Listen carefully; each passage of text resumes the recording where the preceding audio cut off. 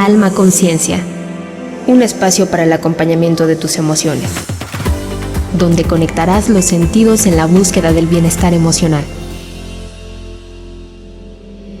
Bienvenidos.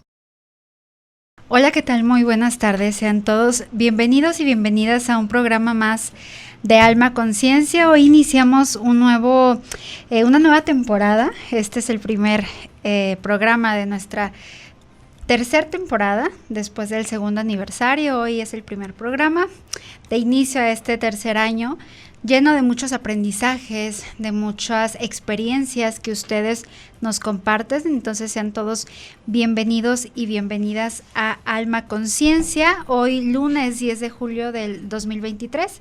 Los saludamos con mucho gusto desde las instalaciones de Radio Universidad de Guadalajara en Zapotlán el Grande. ¿Cómo estás, Eddie? Hola, ¿qué tal? Muy buenas tardes a todos y a todas.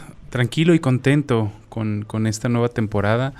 Hay una que otra sorpresa que ahorita las vamos a compartir sobre la misma. Todo muy bien. ¿Tú qué tal? También muy bien, con un clima muy rico de julio, de lluvia, entre que llueve, entre que todavía sale el solecito, pero iniciamos muy bien el día y muy entusiasmados. Justo haces un comentario. A partir de este programa, pues además de escucharnos en Spotify, en el 94.3 de FM aquí en Zapotlán el Grande y municipios aledaños, también en Facebook, en Radio UDG Ciudad Guzmán, pues nos va a poder estar viendo y escuchando en la plataforma de YouTube. Entonces, pues muchas gracias por todo ese apoyo. Creo que este cambio o adherirnos a otra plataforma, pues también responde a la necesidad que tenemos y al compromiso que tenemos de compartir más allá de lo que ya hemos tenido, incrementar el alcance de cada uno de nuestros episodios y con esto incidir en la psicología, en la psique, en el equilibrio, en la salud mental. En la salud mental, esa era la palabra. Entonces, bueno, pues ojalá que sirva esto de apoyo y es un compromiso que tomamos y que nos gusta mucho asumir. Así que, bueno, pues le damos las gracias a Radio Universidad de Guadalajara por este espacio. A Andrea Gutiérrez en la subdirección regional. En la producción, Eduardo Moreno y Carlos Rolón. En controles, Jorge Chávez. Y bueno, les saluda con mucho gusto, como cada lunes, en punto de las 4, Sara Ignacio. Y Eddie Ochoa. Solo para recordarles y comentarles un poco de nuestra formación, creo que es pertinente, ¿no?, en este inicio para quienes nos comiencen a escuchar y a ver en otras plataformas. Yo soy periodista. Yo soy psicólogo y psicoterapeuta. Así que juntos hacemos esta mancuerna, que es una especie de entrevista, pregunta, respuesta, donde yo pregunto y Eddie con mucho gusto y con su formación, con un sustento de formación académica y profesional, pues hablamos de diferentes temas, todos orientados a la salud mental. Entonces, hoy vamos a hablar de un tema bastante interesante que es la hipnosis.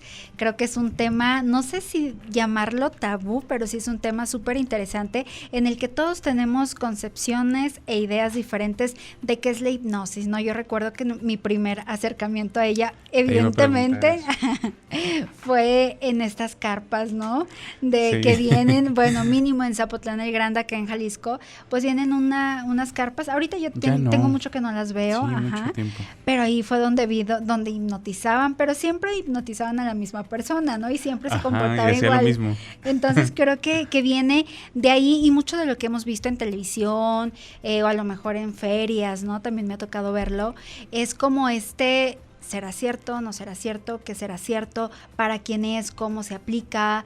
¿Qué técnicas hay? Entonces, todas estas interrogantes que tenemos, pues las vamos a ir pues hablando, confirmando, explicando, porque es un tema también, creo, complicado de entender, pero que sí tiene mucho valor para quienes estamos interesados en ello, porque no deja de ser algo con validez científica que se aplica con muchísima responsabilidad y profesionalismo. Entonces, recuerde que puede hacer contacto con nosotros, quienes nos escuchan ahora que estamos en vivo, en el 341-41-333-45, quienes nos escuchan en alguna otra fecha o en algún otro momento también nos puede dejar comentarios o nos puede escribir a nuestro WhatsApp, este número nos puede llamar o enviarnos un mensajito. También estamos en vivo en el usuario Radio UDG Ciudad Guzmán, y bueno, ya comentamos las plataformas donde nos puede escuchar y ver. Así que bueno, ahora sí, iniciamos con una cápsula que compartimos, que agradecemos al Laboratorio de Periodismo por esta producción. Así que vamos a la cápsula y regresamos.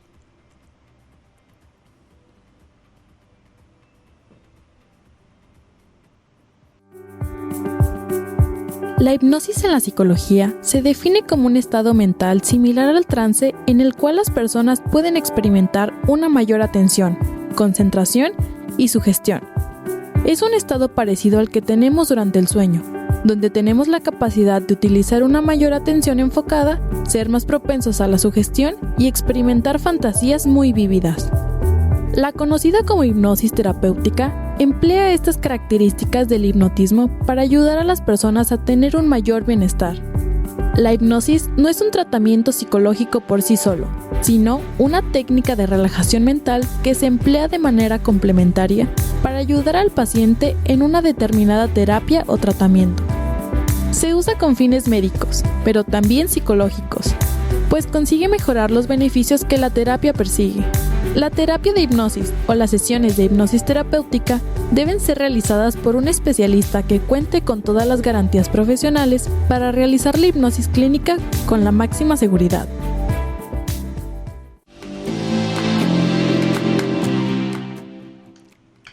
Pues ahí escuchamos esta información que es un poquito introductoria de todo lo que hablaremos el día de hoy. Y bueno, para iniciar, la pregunta obligada es: ¿qué es la hipnosis?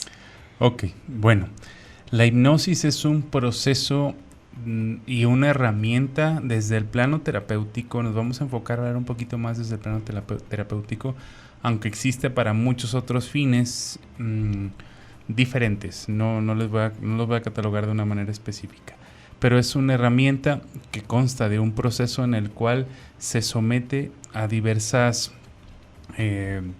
sugestiones a las personas para llegar a estados de relajación un poco más profundos, para llegar también a partes del inconsciente, básicamente en el subconsciente, que es como un proceso también para poder reconocer, ubicar información, trabajar con esa información, hacer algo con ella y en el mejor de los casos resolver algún problema.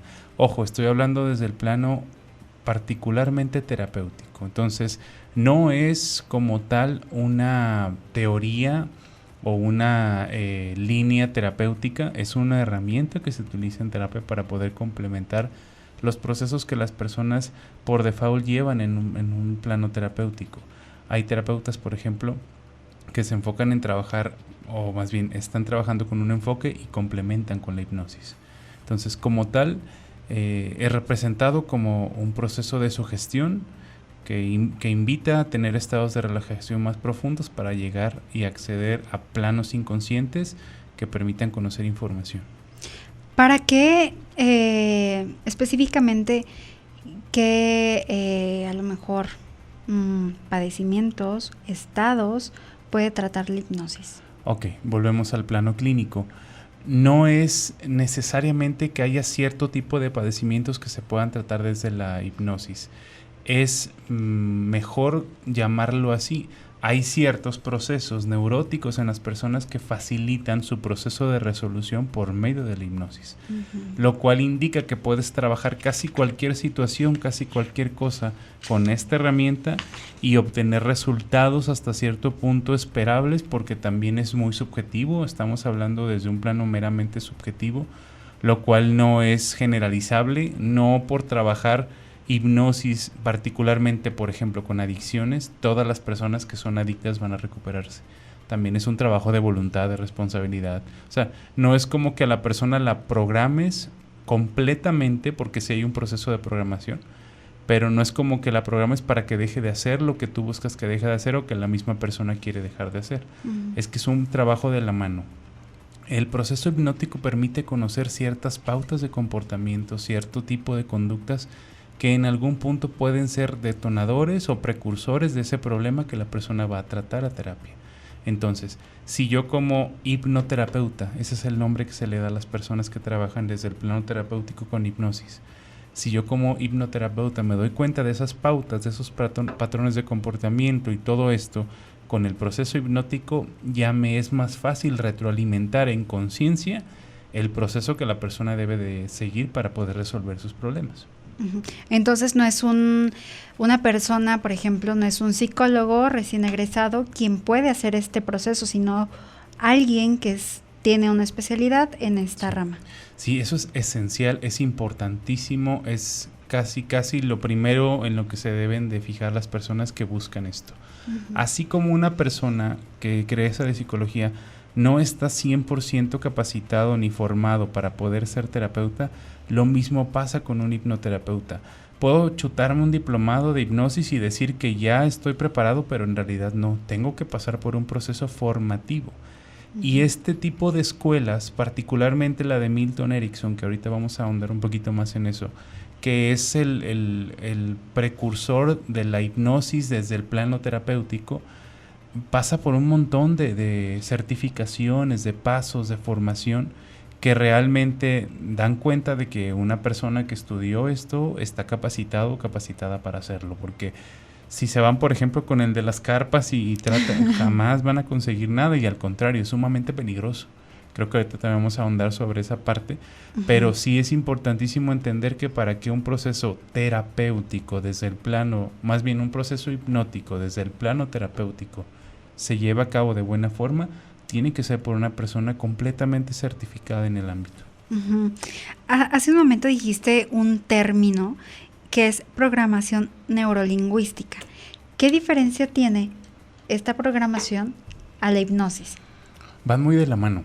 La programación neurolingüística también es una herramienta que literalmente, como su nombre lo dice, lleva a generar programaciones con base en asociaciones, en procesos también hasta cierto punto inductivos. Sin embargo, en la hipnosis no hay un proceso de relajación profundo, o no hay un plano inconsciente completamente. En la programación, perdón. En la programación todo el tiempo hay conciencia y se trabaja mucho con esas pautas de comportamiento, con esas asociaciones que la persona puede llegar a tener, y en el proceso hipnótico es un poco más trabajar a nivel inconsciente, preconsciente, para poder entenderlas. Y digamos que las sugestiones que se generan en ese plano. Y acá no hay como tal sugestiones, es más un trabajo consciente. ¿Qué diferencia habría, por ejemplo, qué beneficios traería a la hipnosis específicamente entre tratar un trastorno y tratar cualquier, por ejemplo, no sé, una ruptura amorosa, ¿no? Que no es un trastorno como tal, sino es una situación que una persona pasa? ¿Cuál sería el beneficio, o en cuál, o a lo mejor no hay necesidad de hacerlo en la segunda? Es que es complicado responder esa pregunta, porque volvemos al punto de que hablamos de procesos sumamente subjetivos. Sin embargo, por ejemplo, en un proceso de adicciones o en un proceso de un trastorno psicológico, hay ciertas pautas que la persona sigue basado en eso. Y como esas pautas, como profesional y como persona capacitada, yo ya las conozco, accedo de una manera un poco más fácil al proceso de tratamiento para una persona que cuenta con esa condición. En una ruptura amorosa, como hablamos de una situación sumamente variable en relación a los signos y a los síntomas que ésta genera, hablamos de otra cosa. Puede ser, por ejemplo, que una ruptura amorosa genere un proceso de ansiedad o de depresión. Entonces, yo iría a trabajar desde el plano hipnótico en esos procesos, y eso a su vez resolvería, en el mejor de los casos, el detonante o lo que generó que yo tuviera depresión o ansiedad. Entonces, son procesos diferenciados, sin embargo, siempre se busca que haya una resolución a una situación en particular. Pero como hablamos también de planos neuróticos, y no todos los planos neuróticos son fáciles de atender desde la hipnosis, pues habría que hacer un escrutinio muy específico. Y bueno, en función de eso se debería también particularizar el tratamiento, porque no es que hagas las mismas técnicas de hipnosis o el mismo proceso con todas las personas. Es también particularizarlo para que los resultados sean lo que se busca que sean. Muy bien, pues nos vamos a quedar con esa información y regresando de este pequeño corte, hablaremos justamente de las técnicas de hipnosis, ¿no? Que todas no es como una genérica, sino que seguramente dependiendo lo que vayamos a tratar, tendremos la opción de accesar a cada una de ellas. Entonces, regresamos. Alma Conciencia. Estamos de regreso.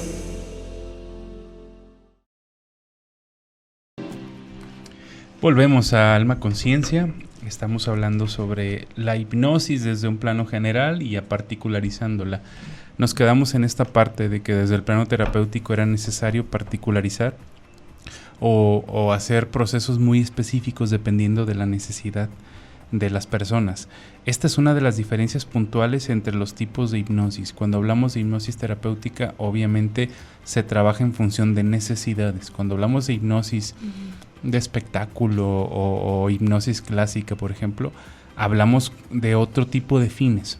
Entonces, a lo mejor desde ese plano sí es muy general, porque, por ejemplo, si desde el proceso hipnótico intentas hacer un espectáculo, a lo mejor no tienes una guía específica sobre lo que tiene que hacer la persona, simplemente es que haga un espectáculo y ahí sí hay un proceso distinto. Cuando hablamos de necesidades psicológicas o desde el plano neurótico, son completamente particulares. Bueno, ahora sí me gustaría entrar de lleno ya con los tipos de hipnosis, pero antes vamos a leer algunos comentarios que nos envían. Laura Estela Cárdenas nos dice saludos desde Sayula. También un saludo a Rosario Ignacio, a Pedro Lugo, que por ahí vi un mensajito, a Ari Arizabalo, que también nos está escuchando, y la señora Marilena Cobian nos dice saludos, buen tema el de hoy, excelente mancuerna que hacen, muchas gracias, y nos pregunta si eres hipnoterapeuta. No nos vayas a hipnotizar. De hecho, ahorita voy a hablar un poquito de eso. No, yo no tengo formación en hipnosis, aunque cuando estudiaba mi maestría tuvimos varios módulos de hipnosis. Sin embargo, no es suficiente lo que yo pude ver como para jactarme de hipnoterapeuta y tratar de hecho, no utilizo ese tipo de herramientas. Porque hago para acá. Sí, no me siento obviamente con las condiciones de hacerlo. Sé que también es un tema de formación muy particular. Así que no. Quizá conozco un poco del tema justo por lo que viví en mi maestría, pero como tal no lo utilizo para mi proceso terapéutico. Bueno, entonces gracias por estos comentarios y ahora sí, me gustaría que nos fuéramos adentrando en estos tipos. ¿Sí se llama así, tipos o técnicas? Sí, tipos, especificaciones de la hipnosis, diferencias entre una y otra. Ok, podemos empezar por la hipnosis clínica que ya habíamos mencionado. Así es, la hipnosis clínica tiene como objetivo esencial el poder resolver desde este plano psicológico, clínicamente hablando, situaciones a partir de la herramienta de la hipnosis. Es algo como lo que veníamos hablando hace un momentito. Solamente que la hipnosis clínica se basa esencialmente en la hipnosis clásica, que es como la que empezó desde el siglo antepasado a surgir como un método de análisis del inconsciente y por consiguiente un método de solución de conflictos desde este plano. Se basa esencialmente en la hipnosis clásica. En este proceso la hipnosis o el proceso es muy profundo. Sí se llega a planos del inconsciente mucho más profundos. Hay como un protocolo que el clínico sigue para poder hacer que la persona entre en trance. Por ejemplo, es clásica esta imagen del péndulo, de alguna del reloj que se escucha, todo esto. Esto puede ser visto en este tipo de hipnosis y a lo mejor no hay tanto un proceso voluntario por parte del paciente y es importante en contraste con la hipnosis ericksoniana. Aquí como el proceso de trance es mucho más profundo, la persona no es que esté completamente dormida, pero sí llega a un plano en el cual no tiene posiblemente la posibilidad de estar 100% consciente. Entonces, aquí sí depende mucho del criterio del terapeuta, de lo que quiera conseguir, de a dónde quiera ir, de todo esto, porque es quien guía el proceso hipnótico. Aquí, por ejemplo, yo puedo llegar con mi terapeuta y decirle, si es que tuviera la formación, me gustaría probar con esto. O el terapeuta, con base en lo que se está trabajando, con base en lo que se está viviendo, en el avance o no avance del paciente, es quien invita al paciente. ¿Cómo es este acercamiento? Mira, ¿recuerdas que vimos una película donde se hablaba un poco de de hecho así se llama, hipnosis? Ok, en esa película, les voy a dar spoiler, pero es para representarlo. El terapeuta guiaba por completo los procesos. El paciente jamás se daba cuenta de lo que trabajaba el terapeuta a nivel inconsciente. Entonces, en teoría, una buena práctica de este tipo es que el terapeuta, particularmente, se trabaja mucho con el psicoanálisis, que es la primera de las escuelas analíticas desde el plano terapéutico. El terapeuta reconoce la necesidad de la persona, en que si está en el inconsciente, desde dónde se puede trabajar y todo esto, y la trabaja y después se retroalimenta una vez que la persona esté en conciencia. Pero no hay tanto un proceso voluntario de la persona porque no está en un plano completamente consciente. Entonces, puede ser que el terapeuta haga muchos procesos en el mismo trance hipnótico que la persona jamás se da cuenta, despierta y ni siquiera sabe qué se trabajó, para dónde se fue, absolutamente nada. Que esta película, para quienes la quieran consultar y ver, muy interesante, está en Netflix y se llama Hipnótico. Bueno, no recuerdo si es hipnótico o hipnosis. Nada más que sí quisiera mencionar algo. La práctica que sale en esa película es completamente antiética y eso no es lo que se busca en un proceso como este, porque a lo mejor, y eso siempre me molesta de las películas, ponen el plano de un terapeuta como lo peor que puede pasar, que se aprovecha de las personas, que las acosa, que no sé, y no es lo que pasa. Obviamente es una película, pero es importante que las personas entiendan que eso no es lo que se hace en un proceso hipnótico. O si gustan, no la vean. Yo recomendando la película, es bueno, es buena, ¿no? Para que contrasten y para que se den cuenta hasta dónde puede llegar una situación o una condición como esta. ¿Qué es lo que decíamos al inicio? Estamos como muy acercados o tenemos esta perspectiva de la hipnosis, pero de la que nos muestran en pantallas, ¿no? Así de la es. Que vemos como espectáculo y como entretenimiento, nada más. Sí, porque es muy importante entender la amplia gama de procesos que se llevan desde esta herramienta para que no nos quedemos con ideas que no son tan buenas o que no están en la realidad. Porque es cierto, todos tenemos una referencia de procesos hipnóticos y nos imaginamos a alguien completamente dormido, haciendo tonterías, bailando, comiéndose una cebolla pensando que es una manzana, cosas como esta que sí se pueden lograr con un proceso hipnótico, pero es un tipo de hipnosis fuera del plano terapéutico.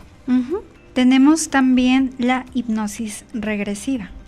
La hipnosis regresiva, digamos que no es como tal un tipo de hipnosis, sino un proceso que ocurre dentro del plano hipnótico, donde se trata de ir al fondo, empezar a escarbar un poquito en el pasado de la persona, en la infancia, en situaciones de conflicto, situaciones positivas, que invitan a la persona a hacer una regresión literalmente o un proceso introspectivo del pasado para poder entender, reconfigurar cosas, reacomodarlas, resignificarlas y a partir de esa resignificación poder resolver alguna situación que tenga que ver o que el terapeuta haya identificado que influye en el presente de la persona. Es sumamente interpretativo porque también hablamos de un plano subjetivo. Hay cosas de nuestro inconsciente y de nuestro pasado a las cuales no tenemos acceso fácilmente, entonces es entendible que no garantiza que una persona lo vaya a resolver, aparte de que hay cosas que a lo mejor no se borran y tampoco hay una necesidad de resignificar. Entonces simplemente es un proceso dentro de la hipnosis que se utiliza para saber si lo que pasó antes, resignificándolo, tiene un efecto distinto. Muy bien, entonces ahí vayamos tomando nota. Si tienen alguna duda de alguna técnica o tipo, pues nos lo pueden hacer saber por redes sociales. Sigue la hipnosis ericksoniana. Digamos que establecida por Milton Erickson, ahí en el siglo pasado. Ay, se me fue el micro. Milton Erickson fue un analista, se formó como analista, como psiquiatra, más bien como psiquiatra, y después se inclinó por los planos terapéuticos desde la psicoterapia y la psiquiatría, y él por necesidades personales empezó a establecer este proceso de hipnosis porque él tuvo polio y pues vivía muchos dolores, muchas situaciones complejas, y él empezó a descubrir que por medio de la auto-hipnosis en un primer momento podía generarse estados sugestivos que le permitieran lidiar con el dolor. Lo traslada a situaciones comunes de las personas para tratar situaciones neuróticas, y esto le sirve como una herramienta. La particularidad de la hipnosis ericksoniana es que no es completamente inconsciente, es decir, la persona no está dormida, está semiconsciente, incluso diría que está consciente. Como se trabaja particularmente con sugestiones, las sugestiones son de mínima invasión o no son tan directivas, que permiten que la persona también tenga un criterio sobre sus propios procesos para poder entender cómo responder de una manera distinta a ellos. Se trabaja con necesidades particulares, no hay como tal un protocolo. Hay de repente, por ejemplo, para entrar en trance en el proceso de hipnosis ericksoniana, se modulan los tonos de voz, se empieza a hablar de una manera en particular, se empiezan a alargar las palabras, se empieza a utilizar cierto tipo de terminaciones en las palabras. O sea, es una técnica hasta cierto punto bastante accesible para las personas que se forman y que ha tenido resultados comprobados de que sí hay un efecto.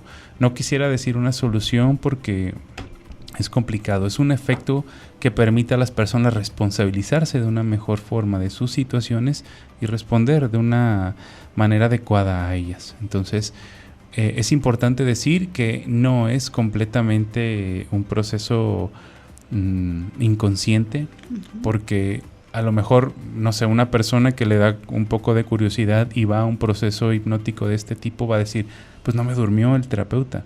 No, ese no es el objetivo.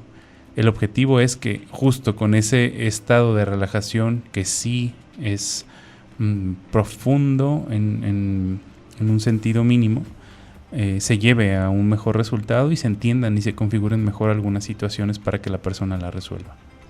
Muy bien, pues todavía nos falta la hipnosis guiada, la hipnoterapia y la autohipnosis, que mencionaremos regresando de este segundo corte.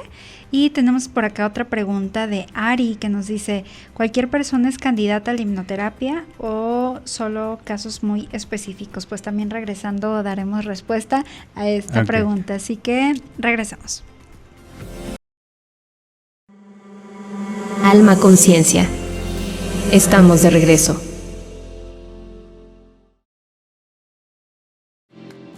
Muchas gracias a todos y todas por continuar con nosotros. Y bueno, nos vamos directo a la información. Todavía nos quedamos, ¿no?, en estos tipos de hipnosis. Nos gustaría ahora que nos platicaras de la hipnosis guiada.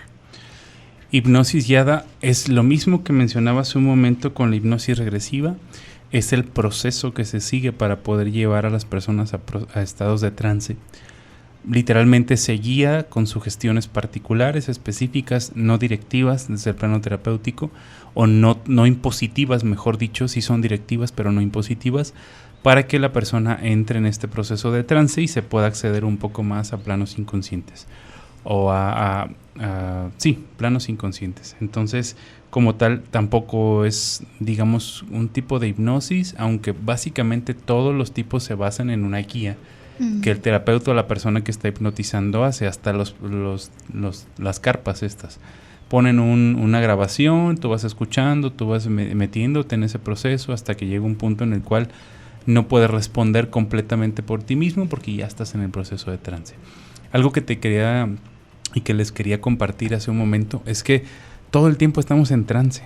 Es decir, todo el tiempo estamos accediendo, aunque no nos demos cuenta, a planos inconscientes. Por ejemplo, una programación puede ocurrir desde el momento en que yo veo un comercial y lo que estoy viendo se me antoja. Hay procesos similares a los que se utilizan en programación neurolingüística y en hipnosis ericksoniana en particular, que sugestionan a las personas para conseguir cierto tipo de actitudes, comportamientos, pensamientos, etcétera, etcétera. Entonces, todo el tiempo pasamos por esto. Hay un proceso que todos vivimos cuando vamos a dormir, que también es semiconsciente, en el cual se parece completamente al proceso hipnótico. Solamente que en esos procesos, bueno, en el de sueño en particular, no hay una cuestión dirigida, no hay un proceso directivo. Aquí el objetivo es que concilies el sueño, pero sí entras en este proceso de trance. Muy bien, nos vamos a la hipnoterapia, que esa nada más como resumen, porque ya creo que hablamos mucho de ella.